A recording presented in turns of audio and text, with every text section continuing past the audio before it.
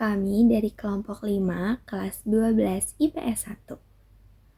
Kami akan membahas mobilitas sosial. Assalamualaikum warahmatullahi wabarakatuh. Kami dari 12 IPS 1 kelompok 5. Saya Novel Ustaz Akademia. Saya Misha Dwi Putri. Saya Nadia Sagita. Saya Karin Elisa Fauza. Kami akan membahas mobilitas sosial. Berikut materi-materi yang akan kami jelaskan. Yang pertama, pengertian dari mobilitas sosial, faktor pendorong mobilitas sosial, faktor penghambat mobilitas sosial, bentuk-bentuk mobilitas sosial, dampak mobilitas sosial, serta kesimpulan dari materinya. Nah, apa sih mobilitas sosial itu? Jadi, mobilitas sosial berasal dari bahasa Latin, mobilis yang artinya mudah dipindahkan dari satu tempat ke tempat lainnya. Mobilitas sosial adalah perpindahan status sosial seseorang atau sekelompok orang ke status sosial lainnya dalam struktur sosial suatu masyarakat. Perpindahan ini bisa naik, turun, atau tetap dalam hierarki sosial. Kenapa bisa terjadi mobilitas sosial? Status sosial seseorang bisa berubah karena beberapa faktor, seperti pendidikan dan pekerjaan. Misalnya, seseorang dengan akses pendidikan yang baik bisa mendapat pekerjaan yang baik dan membawanya ke posisi sosial yang lebih tinggi. Sebaliknya, ketika seseorang kehilangan pekerjaan atau kebangkrutan, maka ia akan berpindah ke status sosial yang lebih rendah. Nah, mobilitas sosial dipengaruhi oleh beberapa faktor pendorong nih. Yang pertama, individu. Faktor individu yang mendorong mobilitas mencakup kualitas dan karakteristik yang memengaruhi kemampuan seseorang untuk berpindah status sosial. Faktor individu yang memengaruhi mobilitas sosial adalah pendidikan, keterampilan atau keahlian, motivasi dan ketekunan, serta networking. Yang kedua, ada ekonomi. Dengan kondisi ekonomi yang baik, seseorang bisa mengakses pendidikan berkualitas, akses terhadap modal dan kredit, dan kesempatan untuk naik ke posisi yang lebih tinggi. Yang ketiga, ada kependudukan. Kepadatan kependudukan di sebuah wilayah dapat menciptakan persaingan yang ketat dan memperkecil peluang mobilitas sosial. Dengan migrasi, urbanisasi, dan distribusi penduduk yang merata, menciptakan peluang baru bagi seseorang atau kelompok untuk meningkatkan status sosial mereka.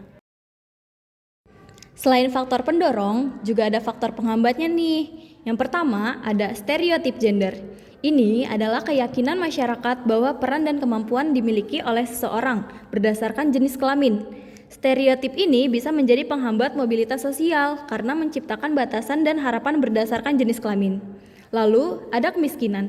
Kemiskinan dapat membatasi akses seseorang terhadap pendidikan, pekerjaan, atau sumber daya lain yang diperlukan untuk meningkatkan status sosial mereka. Lalu, ada diskriminasi. Diskriminasi adalah sikap tidak adil terhadap seseorang atau kelompok karena ciri-ciri tertentu seperti ras, agama, dan jenis kelamin. Diskriminasi bisa membatasi akses seseorang terhadap peluang pendidikan, pekerjaan, atau layanan lainnya yang pada akhirnya menghambat mobilitas sosial mereka. Ada beberapa bentuk-bentuk mobilitas sosial. Yang pertama, mobilitas sosial horizontal.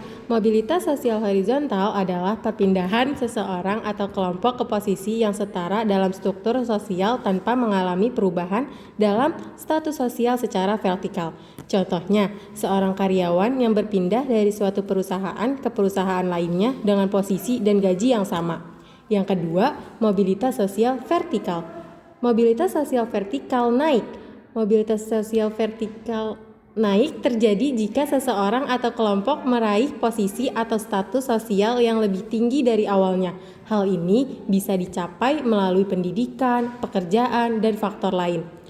Selanjutnya, mobilitas sosial vertikal turun. Mobilitas sosial vertikal turun adalah seseorang atau kelompok yang mengalami penurunan posisi atau status sosial. Ini bisa karena kebangkrutan, kehilangan pekerjaan, dan faktor lainnya. Yang ketiga, mobilitas sosial antar generasi.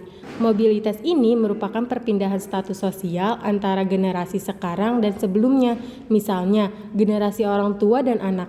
Ada perubahan dalam tingkat pendidikan, ekonomi, atau status pekerjaan antara orang tua dan anak. Contohnya, terdapat seorang petani yang pendidikannya hanya tamat SD saja, tetapi ia berhasil menyekolahkan anaknya sampai lulus sarjana.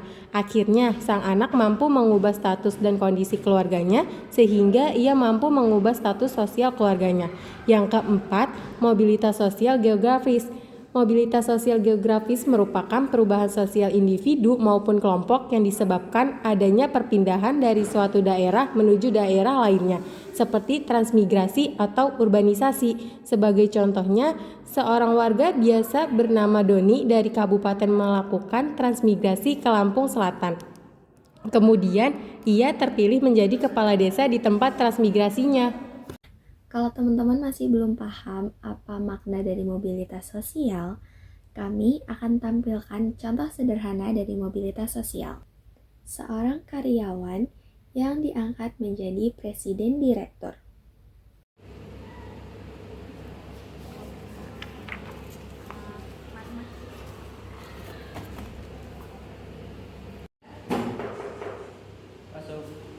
Permisi Pak, saya ingin menyerahkan laporan hasil rapat.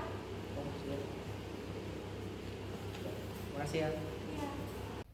Seorang karyawan yang di PHK.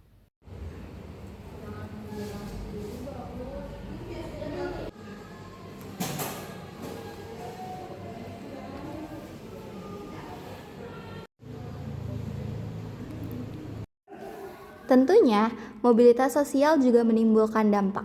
Dampak positifnya, yang pertama mendorong seseorang untuk lebih maju. Mobilitas sosial mendorong seseorang untuk terus berkembang dan meningkatkan kemampuan mereka untuk mengejar impian, meraih kesuksesan, dan meningkatkan status sosial. Yang kedua, mempercepat tingkat perubahan sosial masyarakat.